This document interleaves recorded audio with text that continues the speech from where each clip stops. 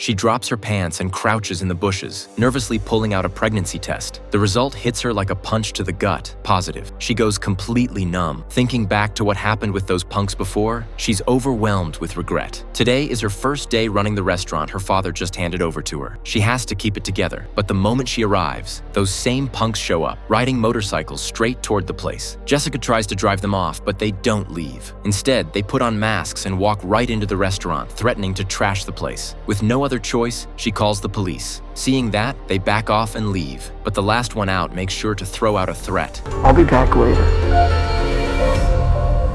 That's a fucking promise. Jessica is furious. She turns around and sees 5 employees watching like it's a joke, which only makes her angrier. She decides to assert herself as the new boss and give them a lecture, but no one really takes her seriously, especially Val, the guy in white. He's been working there since she was a kid and doesn't respect her at all. Jessica doesn't tolerate that attitude. She fires him on the spot. Jerry quickly steps in, reminding her Val was scheduled for the night shift. Jessica snaps back. He's fired. What shift is he supposed to work? That's it for Val. He's completely crushed. Never saw this coming. With no choice, he packs up and leaves. Seeing Jessica in a bad mood, Jerry quietly offers to stay and work the night shift with her. But Jessica is on edge. She snaps at everyone. When closing time comes, Jerry and the other 3 employees slip out quietly, avoiding any confrontation. They're afraid they'll get fired too. Night falls. Jessica is now both boss and only employee. Suddenly, there's a knocking sound outside. She nervously walks to the window and sees a few motorcycles parked in the distance. Trying to stay calm, she grabs a loudspeaker and warns them. If they cause trouble, she'll call the cops. The moment she finishes,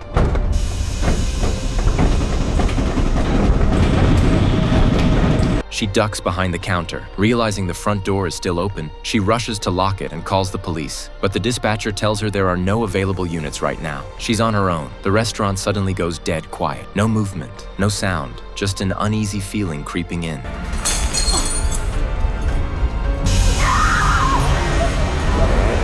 Jessica runs to the kitchen, grabs a knife, only to see a masked figure standing there. She backs away and hides in the storage room, but the masked intruder seems to know the layout perfectly. Then, someone quietly approaches from behind. Jessica has no idea. Just as things hit a breaking point, a police car arrives outside. She finally breathes again, but after searching the place, the officer finds nothing suspicious. He decides to stay with her until he gets reassigned. Jessica isn't satisfied. She tells him about the masked bikers who've been harassing her and urges him to act. The officer's expression changes. Recently, there's been a string of brutal murders involving masked riders on motorcycles. For safety, he decides to take Jessica back to the station. She doesn't want to leave, but she goes with him anyway. Go, go, go!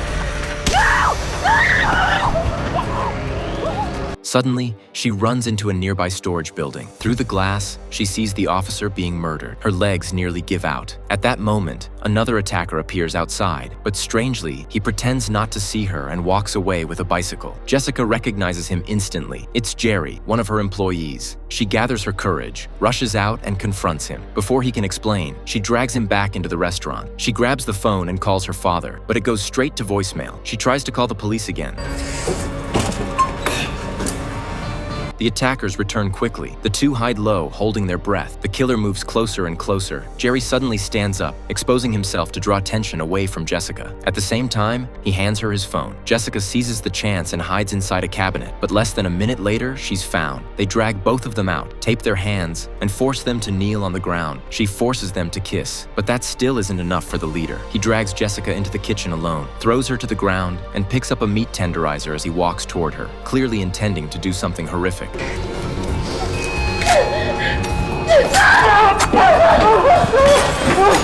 Jessica seizes the moment and bolts out of the restaurant, only to run straight into another attacker ahead of her. Panicking, she backs up and turns, only to crash into a third one behind her. With no way out, she drives the knife in her hand straight into his stomach. The man drops to his knees in pain and rips off his mask. It's the overweight employee from the restaurant. Jessica is stunned. More attackers walk out from inside, one by one removing their masks, and every single one of them is her staff. She's completely frozen. Those masks clearly belong to the punks from earlier, so what the hell is going on? It turns out that after Val was fired, he was consumed with anger. He couldn't handle losing his job, especially with a pile of monthly bills hanging over his head. He waited outside until 3 coworkers got off work and asked them to grab drinks together to blow off some steam. Jerry made an excuse and declined. He had feelings for Jessica and didn't want to get involved. After the 3 finished eating and drinking, the overweight guy drove Val home. Along the way, Val's anger kept building. By coincidence, they ran into the same punks who had caused trouble at the restaurant earlier. Val immediately decided they were the reason he got fired, and he completely lost control. Yo,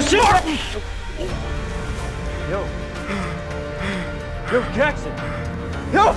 Get the fuck back! Get back, motherfucker! He forced the overweight guy to shoot one of them. The guy was timid, but he still pulled the trigger, only to realize the gun wasn't loaded. Val snapped. He rushed forward and killed one of the punks with his bare hands. The other 2 tried to run, but they didn't make it. And just like that, the overweight guy became an accomplice without even realizing it. Afterward, Val brought him near the restaurant and told him to put on a mask and wait. Then he went to find another employee, and Jerry happened to be there too. Val claimed he just wanted to scare Jessica a little. None of them knew he had already killed people. Jerry hesitated, but still got dragged into it. The 3 of them rode scooters to the restaurant and met up with the overweight guy. Val told them to start banging on the doors and windows.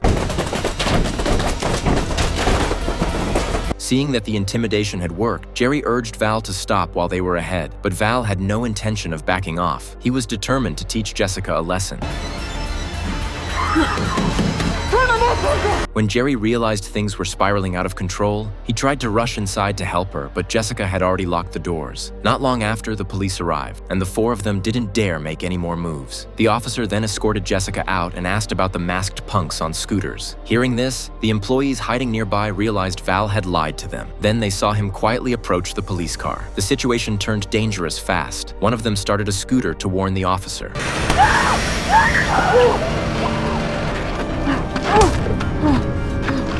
That moment was also seen by Jerry. He froze. Then, spotting Jessica trembling in fear, he pushed a bicycle past her on purpose. At this point, too many people had already died in this mess. Jessica knew Val wouldn't let her go. So, while Val and Jerry were distracted moving the overweight guy's body, she hid near a dumpster. That's when she noticed a bag of rotten meat, and suddenly, she had an idea. Meanwhile, Val blamed the overweight guy's death entirely on Jerry. Left with no choice, Jerry struck first. But just a few minutes later, Val killed him anyway. Elsewhere, another accomplice tried to eliminate Jessica to cover everything up.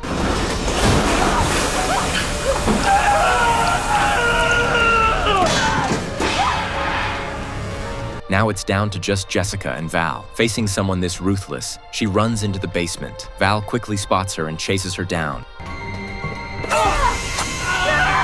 Jessica stabs him once, then runs out in terror. But the moment she bursts out of the restaurant, Val catches up and stabs her from behind. He drags her back inside and viciously stabs her several more times. Hours pass, dawn breaks, and somehow, Jessica wakes up. She pulls the knife out of her abdomen, slowly sits up, lifts her shirt, and reveals pieces of rotten meat strapped to her stomach. She had sensed something was wrong earlier. Those chunks of meat took the fatal blows for her. Now, Jessica is done running. She's going to settle this. She starts the police car with the keys and quickly tracks down Val's home. Val is packing, getting ready to flee, when the doorbell suddenly rings. Jessica deliberately lures him outside.